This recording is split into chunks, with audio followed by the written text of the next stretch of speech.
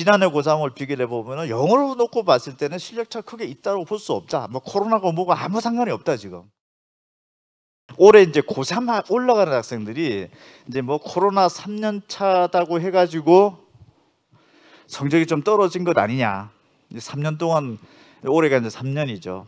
그런 얘기들이 오고 또 뭐 얘기들이 자꾸 갈수록 해마다 갈수록 학생들의 학력 수준이 떨어지는 거 아니냐. 이렇게 되면은 올해 재수하는 학생들은 고3 학생들이 공부를 좀 못하는 학생들 들어오기를 기다릴 테고 또 고3 학생들은 재수생들이 좀 성적이 떨어지길 기다리는데 제가 봤을 때 재수생들은 더 크게 들어올 것 같고 양상도 조금 치열한 양상을 했던 통합수는 2년차 아이들이기 때문에 학생들이기 때문에 어느 정도 조금 공부에 대한 어떤 그 리듬을 잡았다. 이렇게 볼 통합수능 2년차는 사실은 옛날 수능이랑 얘기를 하면 안 되겠죠. 그 리듬 잡는 거는 굉장히 중요한 거고 한 번에 시행착오 있었다라고 하는 부분들은 수능의 변화되는 시점에서는 대단히 중요한 포인트입니다. 그게.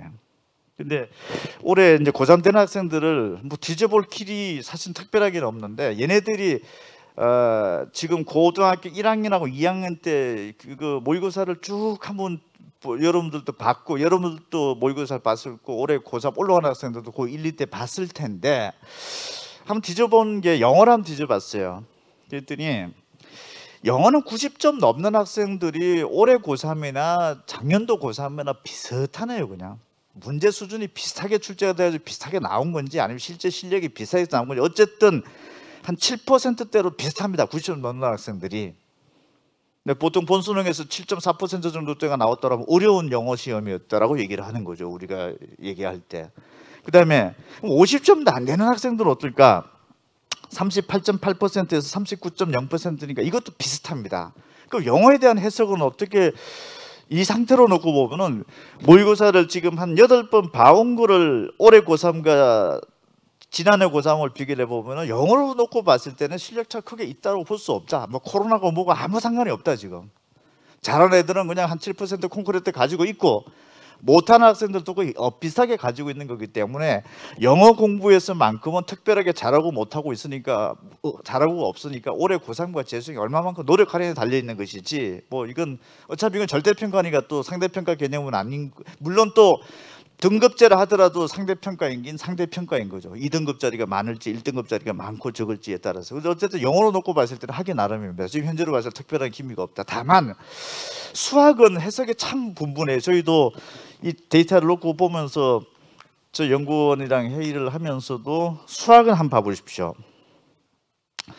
올해 고3 학생들이 90점 넘는 애들로 뒤져봤어요. 원점수 기준으로 90점 넘는 학생들을 한 8번 모의고사 본 걸 뒤져봤더니 한 1.8% 나옵니다. 여러분들이 올해 고3 때 그러니까 올해 재수를 하는 학생들은 고등학교 1학년 2학년 때 그 교육청 모의고사 이렇게 보면은 원점수 기준으로 몇 점 맞는지 대충 생각하면 90점 넘는 애들이 올해 고3 되는 학생들 한 1.8%. 그럼 작년도에 고3 됐던 학생들 2.8%.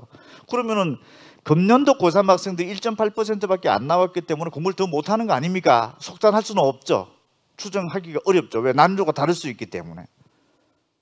그래서 어쨌든 90점 넘는 애가 올해 고3 올라가는 학생들이 지난해보다는 적어졌다 지금.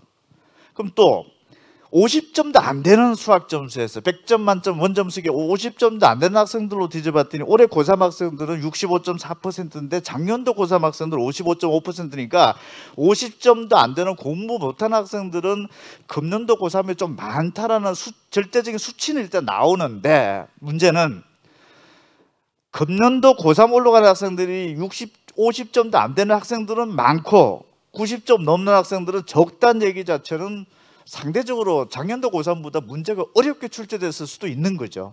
어렵게 출제됐기 때문에 90점이 넘는 애들도 줄고 50점이 안 되는 애들은 늘어났고 어려웠으니까 이렇게 해석을 할 수도 있고 그렇다면 이런 해석이다라고 하면은 특별하게 수학 성적에서 올해 고3하고 작년도 고3하고 학력 수준에 대한 큰 차는 없다 모르겠다 이거는 이렇게 해석이 되죠. 다만 차이가 분명한 거는 차이가 분명하다 이렇게 말씀드리기도 좀 그렇지만 만약에 이게 어렵게 출제되었다라고 가정을 해봅시다. 그게 사실이었다라고 하면은 올해 고3 되는 학생들이 교육청 모의고사 8번 쭉 보면서 다 어려운 시험에 접했다는 얘기가 됩니다. 작년도 고3보다는.